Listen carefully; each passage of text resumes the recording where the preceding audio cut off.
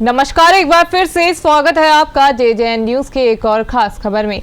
रामनगर में शनिवार को विधायक दीवान सिंह बिष्ट ने अपने कार्यालय पर आयोजित पत्रकार वार्ता में केंद्र और राज्य सरकार का आभार जताते हुए कहा कि सरकार जनता की समस्याओं के समाधान को लेकर पूरी तरह मुस्तैद है। बता दें कि विधायक दीवान सिंह बिष्ट ने बरसों पुरानी मांग धनगढ़ी नाले पर पुल निर्माण के लिए प्रदेश के मुख्यमंत्री पुष्कर सिंह धामी की ओर से 29 करोड़ रुपए से अधिक की धनराशि स्वीकृत कर इसका शासनादेश जारी करने पर मुख्यमंत्री का आभार व्यक्त किया। इस दौरान विधायक ने कहा कि पहले ये पुल 150 मीटर का बनना था, लेकिन वन विभाग की ओर से इसके निर्माण में कुछ आपत्ति दर्ज कराई गई थी और अब इस आपत्ति का निस्तारण कर इसकी ऊंचाई बढ़ाने के साथ ही अब ये पुल 220 मीटर का बनेगा और पनोद नाले का पुल निर्माण भी जल्द शुरू किया जाएगा। उन्होंने कहा कि ग्राम पाटकोट क्षेत्र में सरकारी जमीन पर जल्द ही एक फैक्ट्री सरकार की ओर से लगाई जाएगी, जिससे भारी संख्या में लोगों को रोजगार मिलेगा। इसी के साथ ही उन्होंने बताया कि इस क्षेत्र में जो जमीन मिली है वो किसी विभाग की नहीं है।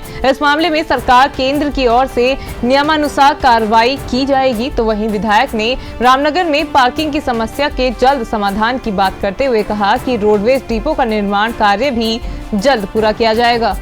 हमारा धनगढ़ी पनौत पुल जो बहुत पुरानी मांग हमारी है, आज धनगढ़ी पुल का जो हुआ है और नए लेवल में, यानी कि उसका विस्तार हुआ है। पहले जो 100 कुछ मीटर था तो 220 मीटर के आसपास, 150 मीटर था, अब 220 मीटर जिसकी लंबाई बढ़ रही है। क्योंकि पूर्व में उसको 18 महीने में पूरा होना था, ठेकेदार पूरा नहीं कर पाए, नए कॉर्पोरेट प्रशासन ने उसमें रोक लगाई। उसके बाद उसकी हाइट बढ़ाकर जो NGC है हमारा, उसने भी NOC दे दी, कॉर्पोरेट पार्क ने भी।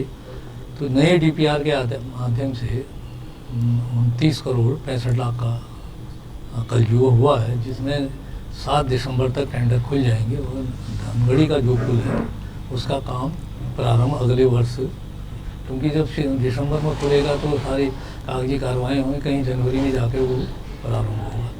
लेकिन यहाँ तो पनौत का है, पनौत का भी है कि उसको भी आगे बढ़ाया गया है, रोका नहीं गया है। उसकी सारी प्रक्रिया वो भी जो पहले शायद जिसकी लंबाई कम थी उसकी भी लंबाई बढ़ी है और उसका अमाउंट तो 30 करोड़ से ऊपर गया है। तो वो भी मुझे लगता है कि 2-1 महीने बाद उसका भी जो आ जाएगा। तो ये जो हमारी इतनी बड़ी वो मांग थी, बहुत पुरानी क्षेत्र की मांग थी। हमारे 10 साल नया जिन्ना को हो गए वहाँ राजू, अब राजू नया लालडांग भी राजस्व हो चुका है।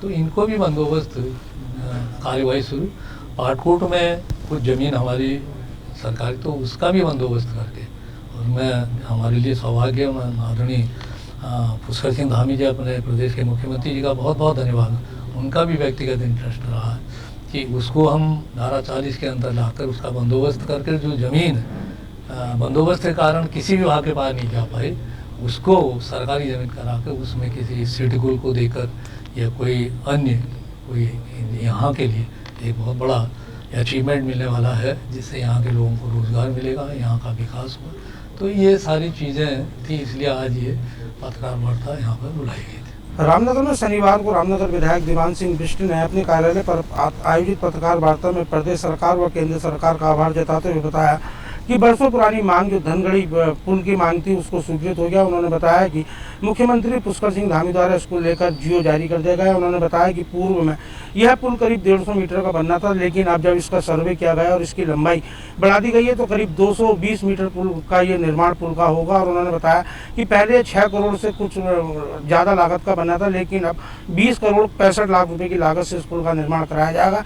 तो वहीं उन्होंने बताया कि समीप में स्थित पनौद नाले का भी जो पुल है उसको लेकर भी कार्रवाई गतिमान है, इसका भी शीघ्र जियो जारी हो जाएगा। आपको बता दें कि यहाँ पर पुल न होने के कारण हर साल बरसात में यहाँ नाला उफान पर आ जाता है, जिसमें कई लोग अपनी जान भी गंवा चुके हैं। तो वहीं उन्होंने केंद्र और राज्य सरकार का इसलिए भी आभार व्यक्त किया है कि उन्होंने बताया कि उत्तराखंड के 11 गाँव जो राजस्व में आने थे उसमें 10 गाँव राजस्व गाँव में घोषित कर दिए गए हैं, जिसमें रामनगर विधानसभा में लेटी, चोपड़ा, टोंगिया, आदि गाँव शामिल है। उन्होंने इसके लिए भी राज्य सरकार और केंद्र सरकार का आभार जताते हुए प्रदेश के मुख्यमंत्री और वन मंत्री का भी आभार व्यक्त किया। उन्होंने बताया कि प्रदेश सरकार और केंद्र सरकार देश व प्रदेश के विकास को लेकर लगातार तत्पर है। तो वहीं उन्होंने रामनगर के रोडवेज बस स्टेशन के निर्माण के कार्य में भी बात करते हुए बताया कि इसमें भी तेजी लाने की निर्देश दिए जाएंगे और शीघ्र यह कार्य भी पूरा होगा। वहीं रामनगर में पार्किंग की समस्या को लेकर भी उन्होंने बताया कि इसको लेकर भी स्थान चयन की प्रक्रिया की जा रही है और शीघ्र ही रामनगर में एक बहुमंजिल पार्किंग का निर्माण पूर्व पुरानी तहसील में किया जाएगा। इसके अलावा भी एक पार्किंग और रामनगर में बनाने को लेकर प्रस्ताव सरकार को भेजा जा रहा है।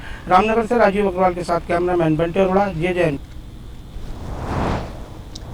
तो ये थी रामनगर से हमारे संवाददाता राजीव अग्रवाल की खास खबर। अभी के लिए सिर्फ इतना ही। बाकी की तमाम खबरों के लिए आप बने रहिए JJN न्यूज के साथ। नमस्कार।